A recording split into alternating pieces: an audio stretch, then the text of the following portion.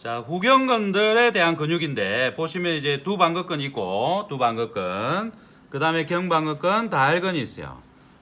다른 근육들은 기시정지가 좀 쉬운데 얘는 좀 헷갈리는 것도 있고 좀 어려운 근육이에요. 그래서 한 번 더 유튜브에 올려놨지만 한 번 더 이제 실기할 때 더 자세히 설명해 줄게요. 자, 두 방긋근은 기시가 어디 있죠? 4번에서 6번 경추와 1번에서 6번 흉추의 행돌기에 붙었어요. 행돌기. 그러면 4번은 목주름 잡히는 여기죠. 4번, 5번, 6번, 그 다음에 1, 2, 3, 4, 5, 6번. 그러면 판상근이 시작되는 지점까지 내려간다 그죠? 그럼 여기에 극돌기는 판상근에 붙었는데 행돌기는, 자, 뼈가 이렇게 있으면 극돌기가 있고 행돌기가 이렇게 있죠. 요 행돌기에 붙었다는 뜻이에요. 그러면 행돌기, 그 다음에 요 또 행돌기, 다 이렇게 행돌기 있겠죠? 그럼 행돌기마다 이제 붙어갖고 이제 올라오는 게 이렇게. 근데 어디로 가요? 두판상근이니까 두개골의 상항선, 하항선 사이에. 그러면 상항선에 누가 붙죠? 승모근이 붙고, 하항선은 다른 근육이 붙죠. 후두하근들이, 그죠? 그래서 그 사이에 붙어요. 두 번째 층이란 뜻이죠. 세 번째 층이 하항선에 붙는 후두하근인 거죠. 그죠? 그래서 행돌기에 붙어갖고 6번부터 해가지고 어디로 가? 두개골로 올라오는 거예요. 바로 직선으로 쭉쭉 요렇게 상항선 바로 밑에 하항선 위로 요렇게 올라오는 거예요. 요렇게. 그죠? 이걸 두 방긋근이라 그러고, 그 다음에 경방긋근은 어떻게 붙어요? 기시가 1번에서 6번 흉추긴 한데 이제 행돌기 똑같이 행돌기에 붙었어. 근데 어디로 가? 2번에서 6번 경추에 극돌기로 가요. 이제는 똑같은 데 붙어가지고 6번에서 이제 갖고 어디로 가요? 극돌기. 극돌기 몇 번? 6번 경추. 그러면 7번이 여기 있고 6번이 여기 있죠. 그럼 7번 쪽으로, 6번 쪽으로, 그 다음에 5번 쪽으로 똑같은데 뭐가 위에 있겠어요? 2번까지 올라가. 두 방울이 위에 들고 있겠지. 두 방울이 위에 올라가야 되니까. 경방울이 경추에 있는데 두 방울 밑으로 가면 어떻게 해요? 올라가기 힘들죠? 그러면 얘가 밑에 있고 먼저 붙고, 행돌기에도 먼저 붙고, 경방울근이, 그 다음에 두 방울근이 위에 덮이겠죠. 그리고 두 방울근이 위에까지 올라가고 얘는 경추로 빠져버리는 거야. 그렇게 하고 이렇게 가는 거야. 그래서 반이 극돌기에 붙는다고 방긋근이라고 하는 거예요. 방긋근. 근데 두 방긋근은 어떻게 보면 개념에서는 반이 여기 안 붙었죠. 두개골로 가잖아. 근데 이제 이걸 한 쌍으로 묶어가지고 그냥 방긋근의 개념으로 이제 봐준 거야. 그러니까 제가 볼 때 엄밀하게 따지면 어때? 행돌기에 더 많이 붙었으니까 반이 행돌기에 붙었다고 표현하는 게 오히려 더 낫지 않을까. 반행근, 반행근. 그리고 목으로 가니까 경반행근, 머리로 가니까 두 반행근. 이러면 더 정확하죠. 의미적으로는. 하지만 일단은 먼저 찢는 사람이 임자고 마음이니까 그분은 일단은 요렇게 이름을 지어놨어요. 그래서 경방긋근, 두방긋근. 그래서 엄밀히 따지면 결이 약간 사선이죠. 그래서 어떻게 흐름이 연결돼요? 반대쪽에 있는 판상근하고 흐름이 조금 연결된다, 그죠? 같은 방향이죠. 움직임이 나중에 일어날 때 이 특히 두방긋근 같은 경우는 반대편에 있는 판상근하고 연관이 많단 말이에요. 그래서 이런 것들을 좀 이해하면 나중에 임상적으로 치료할 때 좀 도움이 되겠죠. 왜냐면 목을 이렇게 돌렸을 때 이쪽에 있는 방긋근이 도와준다는 생각을 좀 가지고 있는 거와 아닌 건 차이가 있겠죠. 여기는 극돌기로 떠서 머리와 목을 당긴다면 여기는 행돌기가 이렇게 회전을 해주면서 극돌기를 당겨주면서 얘가 더 잘 당겨오게끔 도와주는 역할을 하는 거죠. 그죠? 그리고 이쪽에 있는 능형근들이 또 낙엽배에 붙어서 더 잘 당겨오게끔 극돌기를 당겨주면서 도와주게 되고, 그래서 정극근이 또 복부 쪽으로 하면서 더 그 앞쪽에서 또 당겨주는 걸 도와주게 되고, 그죠? 그리고 이쪽에 목을 돌릴 때 흉추와 또 팔까지 뒤로 돌아오면 되니까 강배근이 이쪽에서 또 당겨주는 걸 도와주게 되고, 그래서 이제 회전과 관련된 근육들이 서로 연관이 되어 있는데, 내가 여기 만약에 판상이 고정할 때 치료할 때 어떻게 하면 좋겠어요?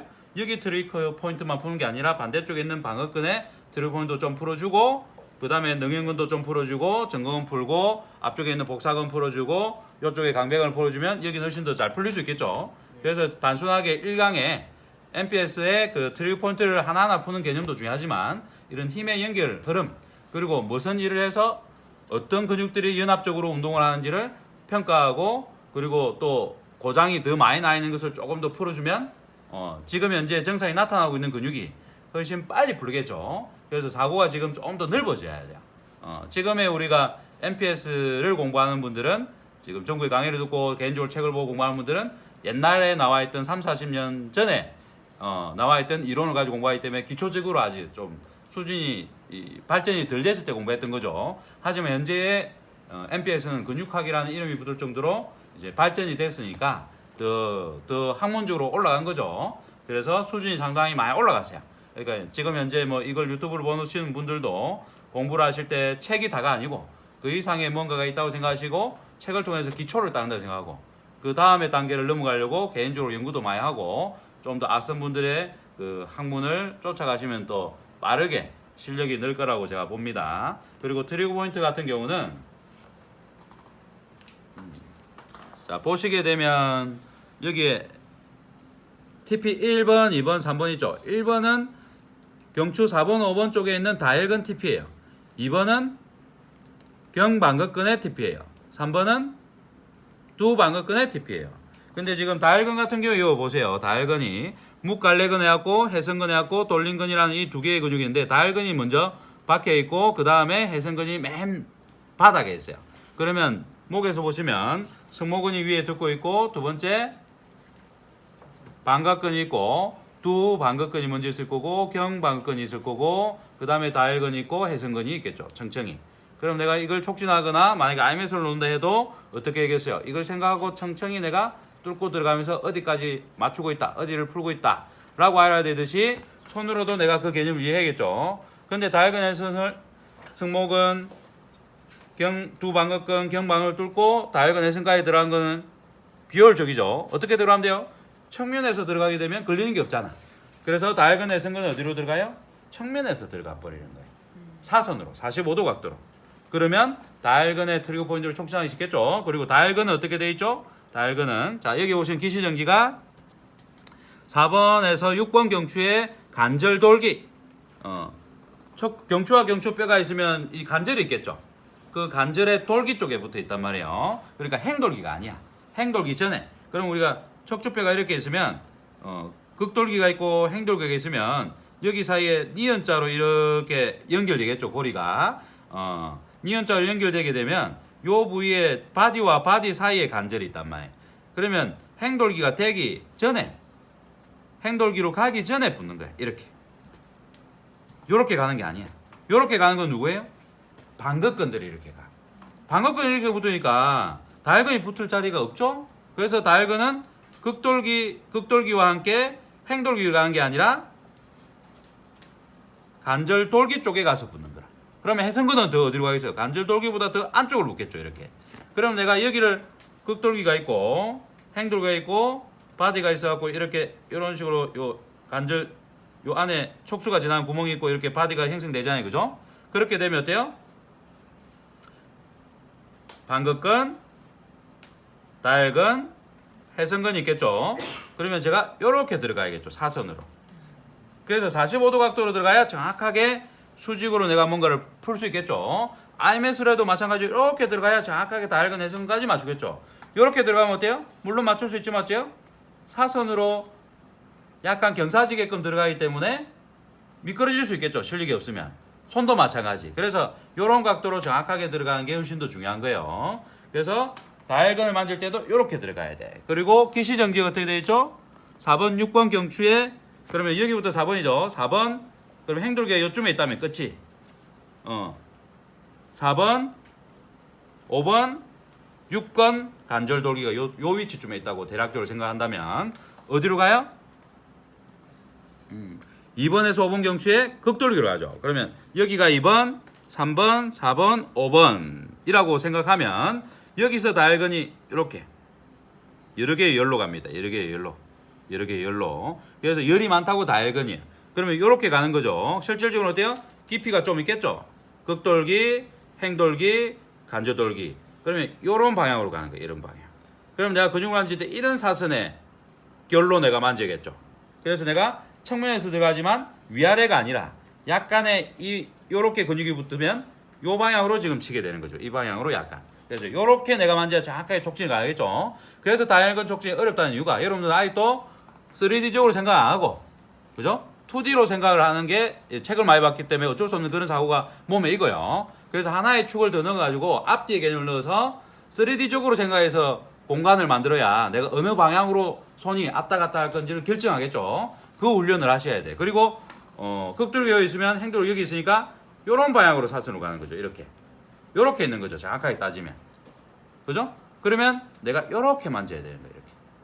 이렇게가 아니고 요것도 아니고 요 방향으로 내가 이렇게 만져야 되는 거죠. 이해가 되죠? 그런 입체적인 감각 훈련을 하셔야 정확한 매뉴얼 테크닉을 도수치료를 할 수가 있습니다. 그리고 두 번째는 경방긋근은 머리카락 나는 지점 있죠. 극돌기가 가운데 있으면 뭐 1cm도 안 가면 포인트가 있어요. 이 근육이 2cm가 안 돼요, 보통. 그래서 한 1cm 정도 가서 좌우로 움직이면 이제 근육을 산으로 비유하면 이렇게 동그랗게 올라 있겠죠. 이런 모양으로 있죠, 산이. 그죠? 그러면 어떻게 만져요? 얘도 굴리듯이 이렇게 만져야겠죠. 이렇게 만지면 어때요? 깍듯이 수평으로 가면 위에 면만 살짝 스치겠죠. 그래서 타고 이렇게 이동해야 어떻게 해요? 이렇게 이동해야 정확하게 근육을 이걸 다 만지고 크게 느껴지겠죠. 근데 이렇게 스치듯이 수평으로만 지나가면 위에 정점만 만지기 때문에 촉진이 잘 안 되는 거예요. 너무 짧은 순간 지나가 버리니까 그게 그건지도 모르고 지나가 버리는 거예요. 그래서 항상 습관을 이렇게 만지는 습관을 들이셔야 돼. 그래서 경방긋근 이렇게 있게 되고 이제 머리카락이 끝나고 머리카락이 시작되는 이 지점에서 위로 올라오게 되면 이제 두개골에 붙는 자리. 두개골에 붙는 어디였죠? 엄밀하게 따지면 상하선 있고 상하선 바로 밑에 부분에 거기서 조금만 더 들어가면 어때요? 소우도 직근이 만져지는 거야. 약간 옆으로 빠지면 대우도 직근이 만져지는 거야. 부착 지점이. 그죠? 그래서 요 부위에 두 방긋근을 촉진을 이렇게 하는 거예요. 이해가 되죠? 결은 이렇게 되겠죠? 약간의 사선이니까 어때요? 약간의 이 정도의 사선이죠. 그러면 더 정확하게 엄밀하면 약간의 경사를 져서 촉진을 해야겠죠. 정확하게 좌우가 아니고. 그래서 만질 때 약간의 사선의 개념을 주면 더 정확하겠죠. 나중에 풀고 나갈 때는 손으로 이렇게 풀면 힘들겠죠. 풀 때는 팔꿈치로 이렇게 풀면 돼요. 내가 이 팔꿈치로 이렇게 좌우로 흔들어도 되고 기술로 이렇게 걸어도 되고 정적으로 해도 되고 동적으로 해도 되고 똑바로 누운 상태에서 후두와 이한수를 하면서 이렇게 푼다는 것은 너무 좀 힘들죠. 시간도 오래 걸리고. 그래서 이런 방법이 오히려 더 정확하게 풀 수 있고 빠른 시간에 효율적으로 할 수 있어요. 물론 두 개 총괄요법의 후두와 이한수의 테크닉도 상당히 훌륭합니다. 하지만 우리는 이제 MPS적인 근육학적인 방법으로 이제 이걸 풀 거기 때문에 이런 식으로 이제 푸는 테크닉들이 훨씬 더 좋죠. 그리고 나중에 후두학원도 그대로 기술을 걸 수도 있고. 그래서 이런 방법들이 있다는 것도 알아주세요. 테크닉은 다양한데 이론은 똑같아요. 다양한 방법으로 푸는 것을 터득하면 좋겠죠. 그래야 나중에 이 받는 사람이 좋아하는 스타일대로 내가 접목할 수 있으니까. 하지만 항상 말씀드리듯이 한 가지 테크닉을 완벽하게 숙달을 시켜라. 그리고 나서 다른 테크닉 익히는 게 좋다라고 제가 항상 말씀을 드립니다. 자, 여기까지 할게요.